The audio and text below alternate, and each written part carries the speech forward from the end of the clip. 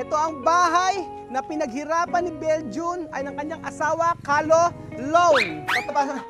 Pasok na po tayo, biglang pumasok na po tayo sa bahay nila. Yan mo yung may-ari. Sino ka ba? Diba? Sino ka? Ako yung... Kasi kami mga teacher, hindi talaga kami makakapagpatayo ng bahay kung ang aasahan namin yung sahod namin.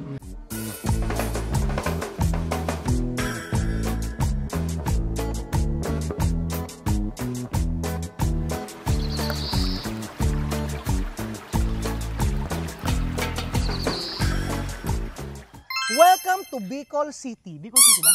Bicol, province of Bicol. Kala ko Bicol.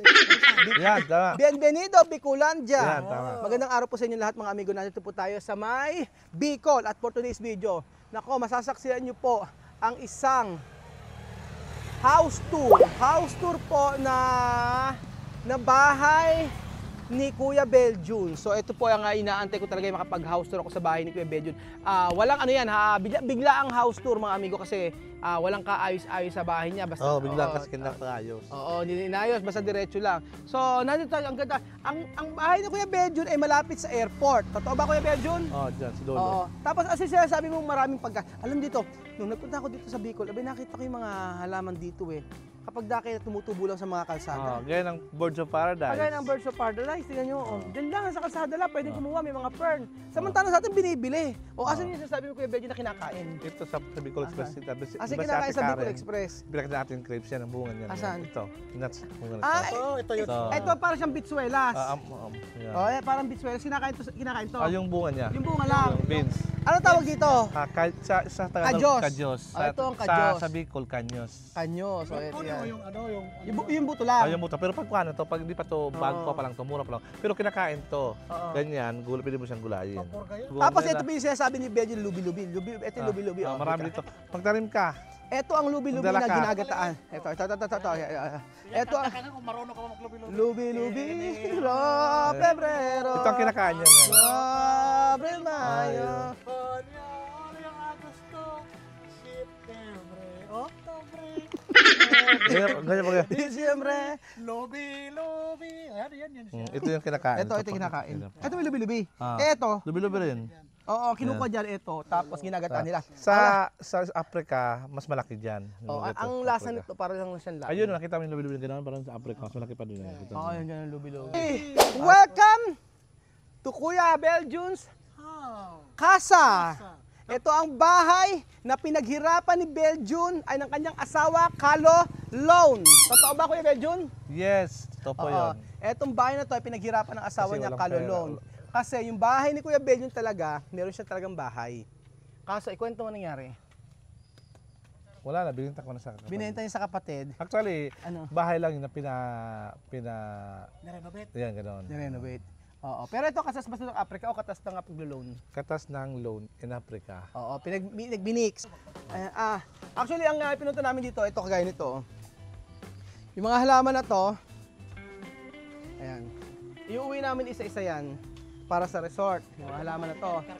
So, ang halaman daw na ito ay nabili niya 3 piraso, 7,000. So, tapos ito, iuwi din natin yan. Ayan.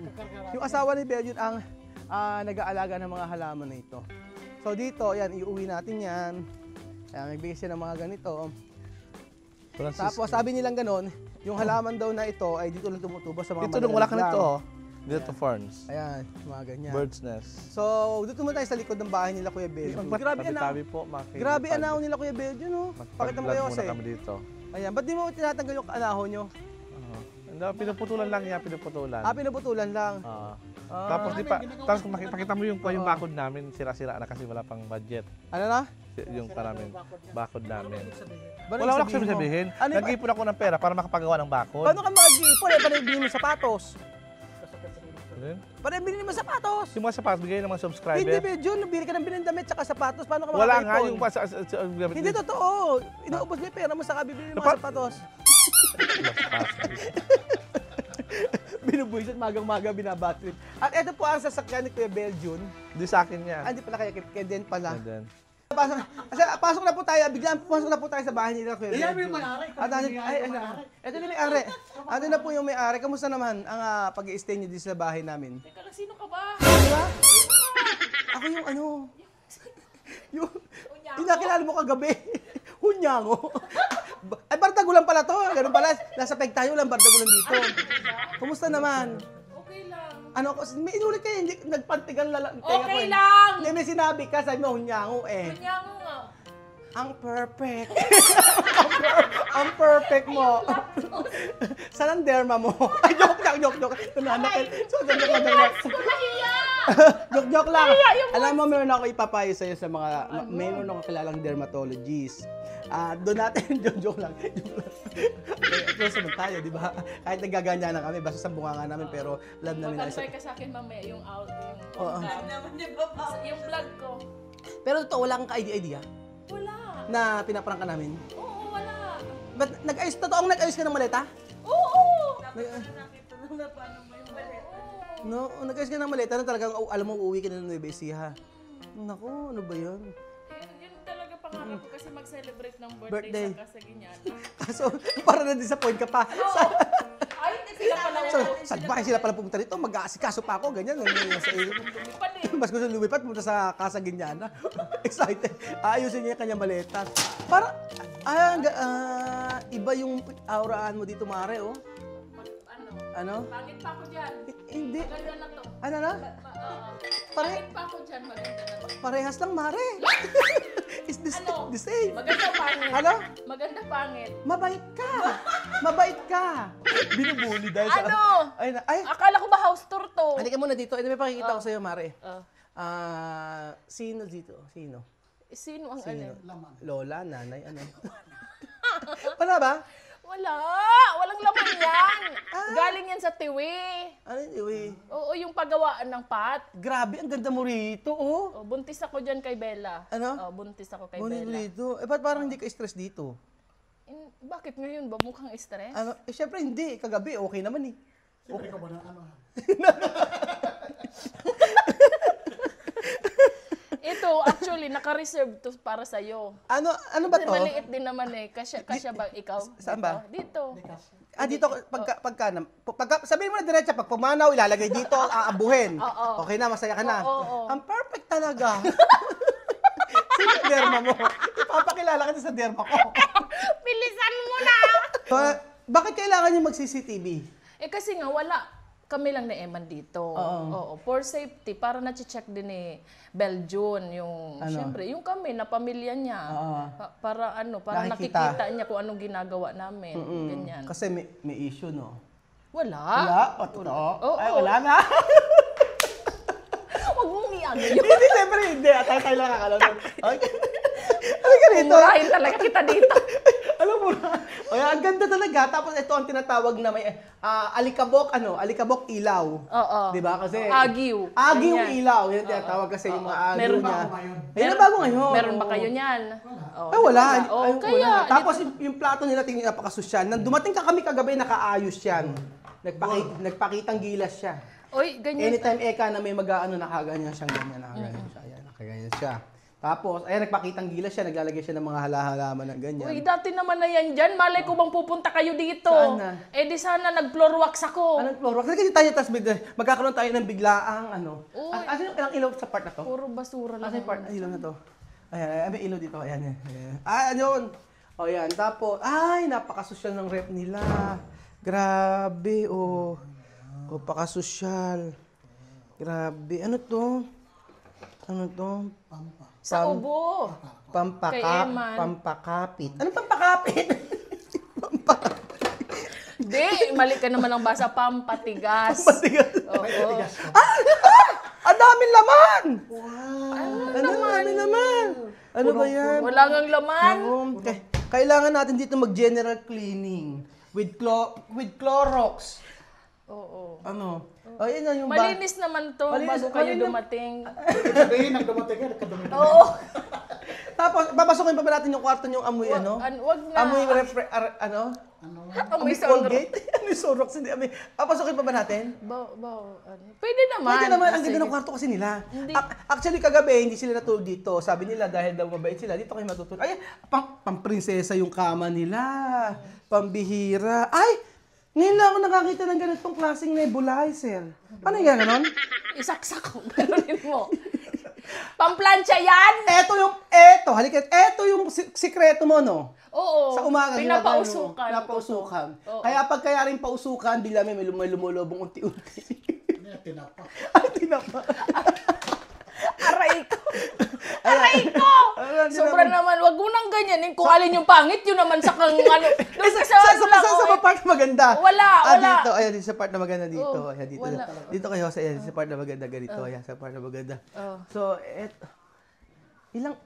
hindi to Eurotex, no? Hindi. Sabi ko na si Bejun Pinambili ko, sabi ko, Bejun, bumili ka na ng kama, Eurotex. Ang bilin mo. Hindi Eurotex. Di pa napapalitan yung yung foam. Pinabili ko ba't hindi Eurotex ang binili ni Bejun? Matagal na to, hindi pa nga to So, napapalitan. Matagal na ibig to. sabihin, kinupit niya yung pera.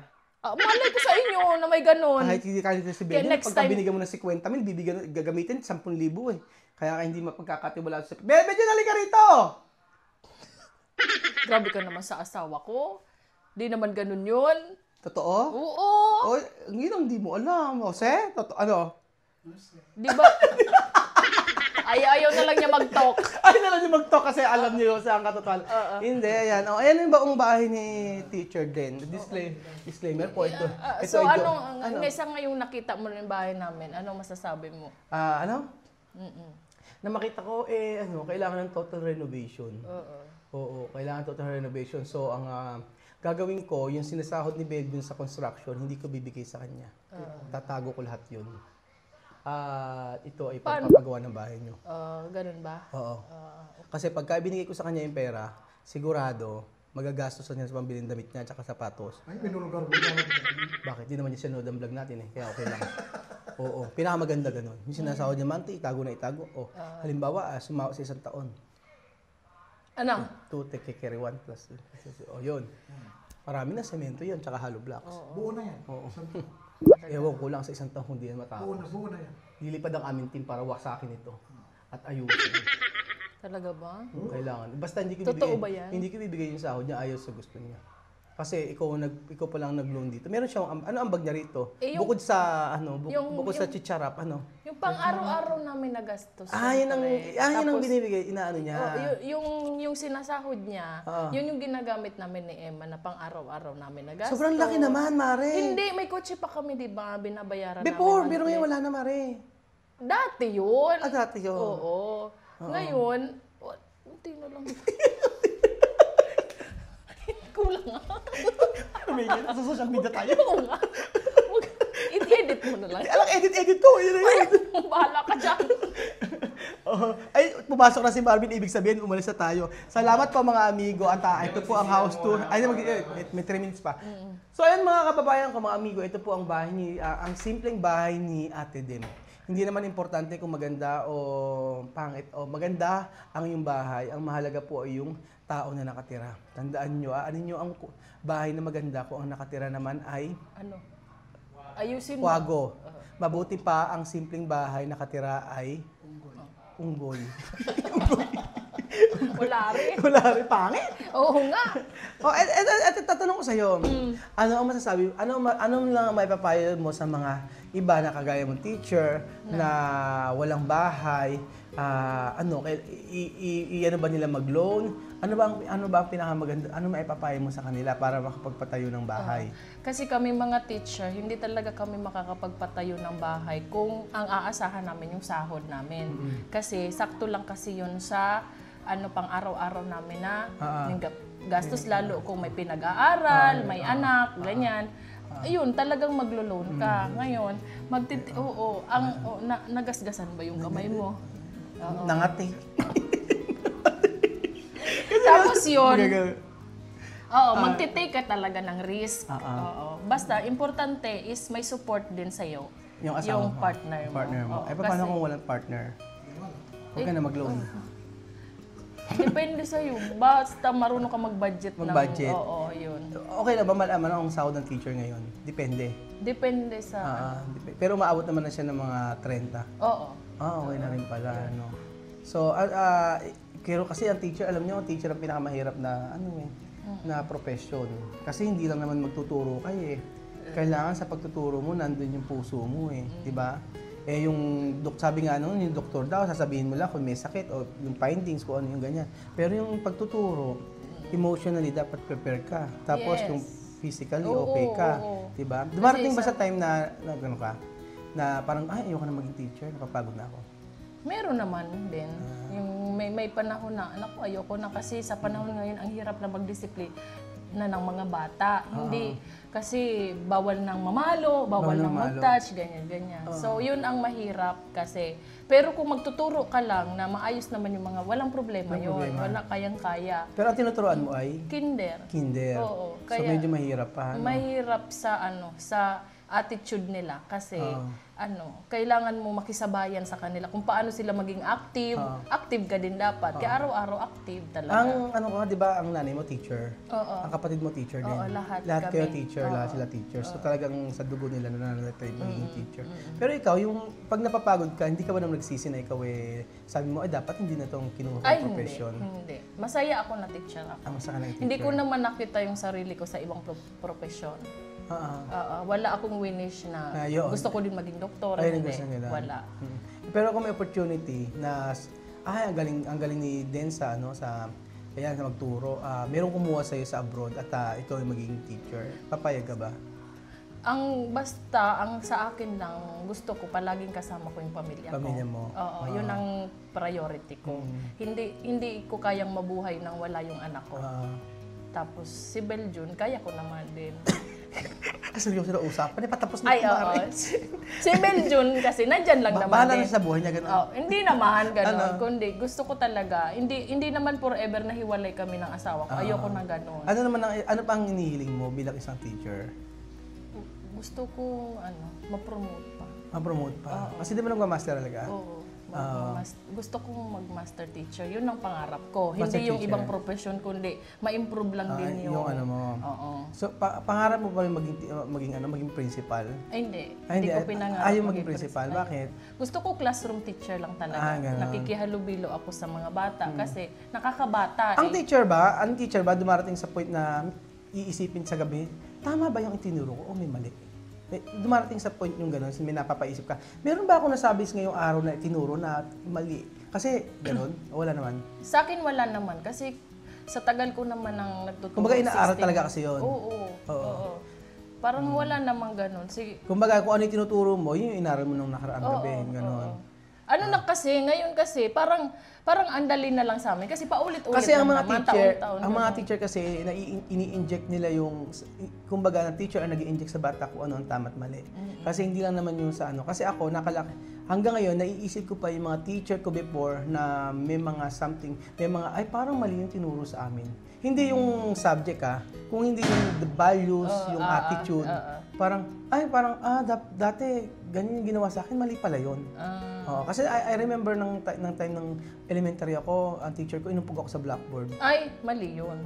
Before. Kasi ganun ang Kasi before noon, okay lang kasi yung pero corporal ngayon, na punishment. matanda ako at nasabi ko, parang hindi ko kaya sa anak ko na makita na gaganon yung anak ko. Wala nang ganun ngayon. Walang ganun. Pero kasi yun nga ang sabi ko, tapos na si Marvin. So ayun pa mga amigo, patuloy natin ang usapan natin. Napakaganda po ng tahanang ito na kung saan ay napakalamig ang panahon at makikita niyo tahimik po. So maraming salamat at pinaunlakan mo kami sa pagpunta sa bahay. Ay, hindi pala, Hindi ko surprise alam. na pala to. Oo, wala Surprise. talaga akong alam talagang na-surprise talaga ako. Hindi pala kami pinaunlakan. Uwi na tayo. Halika na. Oo, ayoko Doon na talaga. nga kayo. Ayoko kayong nandito. Ay, totoo yun. Ayaw din naman talaga namin pumunta rito kung hindi lang talaga Pero kailangan. kailangan ko din kasi yung second floor. Kailangan second floor? Kailangan ko yung Ay, second hanggang third floor. Oo, hanggang third O dahil pasmadong bibig mo hanggang second floor na lang. Kuya Marvin, sa'yo nakasalala yun. At God bless po.